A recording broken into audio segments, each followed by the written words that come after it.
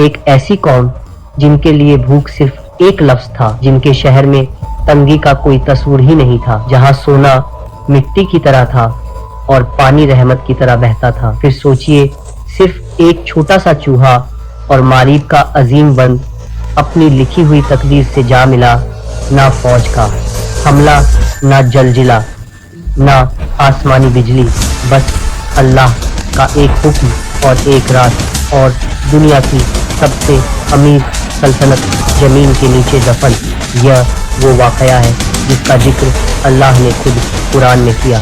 यह है कौमे सबा, जन्नत से जहन्नुम तक का सफर। और यकीन मानिए, जो आगे आता है वो आपको अंदर तक हिला देगा। कौमे सबा अरब के जुनूबी हिस्से में, आज के यमन के इलाके में आबाद थी, लेकिन यह कोई आम कौम नहीं थी।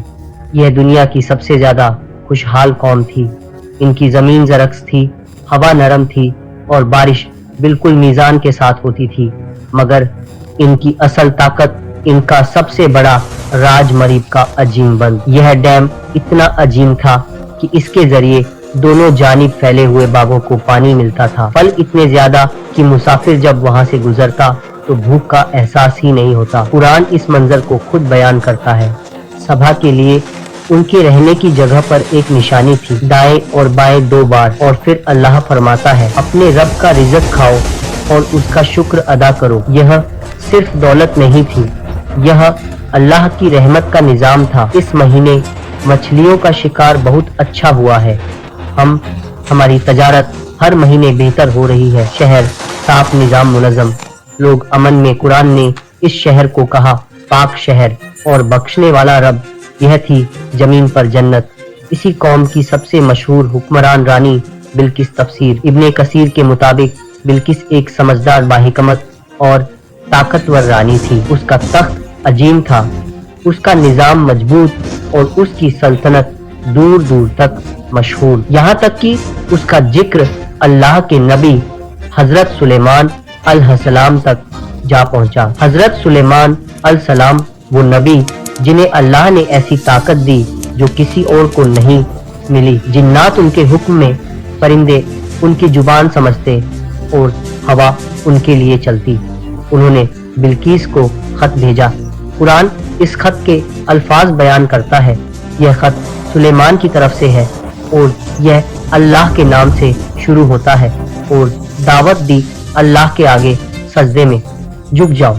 बिल्किस ने मशवरा किया, तोहफे भेजे, सोना, चांदी, जवाहरात, मगर सुलेमान अलैहिस्सलाम ने सब वापस कर दिया और फरमाया, जो अल्लाह ने मुझे अता किया है वो तुम्हारी दौलत से कहीं बेहतर है। यहाँ बिल्किस समझ गई कि यह कोई आम बादशाह नहीं, यह अल्लाह का नबी है। फिर वो खुद सुलेमान अलैहिस्सलाम के पास आई और जब शीशे के माहौल में दाखिल हुई तो पानी समझकर अपना लिबास उठाया। तब हकीकत खुली। उस वक्त बिल्किस ने कहा, परवरदिगार, मैं गलत थी, अब मैं अल्लाह पर ईमान लाती हूँ। और तफसीर इब्ने कसीर के मुताबिक बिल्किस के बाद कौमे सबा ने भी इस्लाम कबूल कर लिया। यह था सबा का रूहानी और दुनियावी उरूज।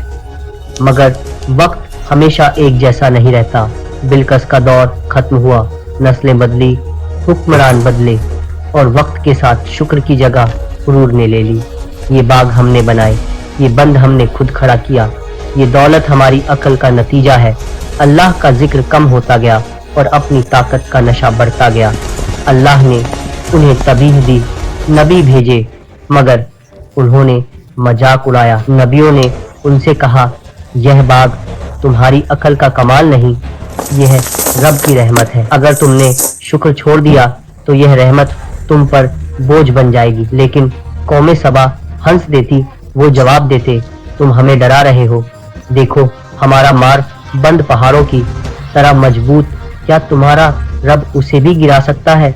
नबी फिर कहते, अल्लाह जब पकड़ करता है तो वजह बड़ी नहीं होती, सिर्फ उसका हुक्म काफी होता है। मगर कौम के चेहरों पर सिर्फ घमंड होता। अगर अजाब आना होता तो कब का आ चुका होता। हमारी सल्तनत महफूज है, हमारा बंद लाजवाल है, हमें कोई तबाह नहीं करता। 70 साल गुजरते रहे। अल्लाह के नबी ने बार बार समझाया, रहमत कहर बनने से पहले सुधर जाओ। मगर उनके दिल पत्थर ही रहे। हमारी बराबरी करने चला है, इसकी औकात ही क्या है। नबी पुकारते रहे, बंद से नहीं अल्लाह से डरो, हमें अजाब से डराना बंद करो। हम अपनी ताकत और दौलत से उसे रोक देंगे। और यहीं से उनके जवाल का फैसला हो चुका था। कुरान यहाँ एक ऐसी बात बताता है जो अकल को हिलाकर रख देती है। अल्लाह फरमाता है, तो जब उन्होंने पीठ फेरी, हमने उन पर बंद तोड़ देने वाला सैलाब भेज दिया। रिवायतों के मुताबिक मरीब डैम की बुनियाद में चूहों ने सुराख करना शुरू किया। लोग देखते रहे मगर घमंड में अंधे थे। यह बंद हमारी ताकत की निशानी है, ये चूहे इसका कुछ नहीं बिगाड़ सकते। फिर वो रात आई, लोग सो रहे थे, शहर खामोश था और मरीब डैम आखिरी सांस ले रहा था। पहले एक आवाज आई, फिर दूसरी, और अचानक बंद टूट गया। पानी जो कभी रहमत था अब कहर बन चुका था। लोग चीखने लगे। कोई बोला पन तो मजबूत था, खुदा के लिए भागो, मगर भागने का कोई रास्ता नहीं था। कुरान के अल्फाज हैं, फिर हमने उन पर बंद तोड़ देने वाला सैलाब भेज दिया। नबी की आवाज गूंजती रही, ये वही है जिससे तुम इनकार करते रहे। या अल्लाह हमें बचा ले, जिससे हमसे गलती हो गई, मेरी मदद करो। उठती लहरें शहर पर गिरती गई, हर कोने को अपनी लपेट में ले रही थी। घर, बाग और बाजार सब एक साथ डूब गए। लोग चीख रहे थे, सिर्फ अपनी जान बचाने की कोशिश में। कुछ गिर रहे थे, कुछ लहरों में घुल रहे थे, और हर शोर सिर्फ कहर में घुल गया। आखिर में एक ऊंची लहर उन सबको हमेशा हमेशा के लिए खामोश कर दी। और फिर जो जमीन जन्नत थी वो वीराना बन गई, बाग मिट्टी बन गए, घर बह गए, शहर के शहर खत्म हो गए, नस्लें खत्म हो गई, सिर्फ वाकयार रह गया। अल्लाह फरमाता है, उनके बागों के बदले कांटेदार झाड़ियां लगा दी गई। यह सजा क्यों थी? कुरान खुद जवाब देता है, यह सजा इसलिए थी कि उन्होंने नाशुक्री की। कौम सबा दौलत से तबाह नहीं हुई, गुरूर से तबाह हुई। उनका जुर्म यह नहीं था कि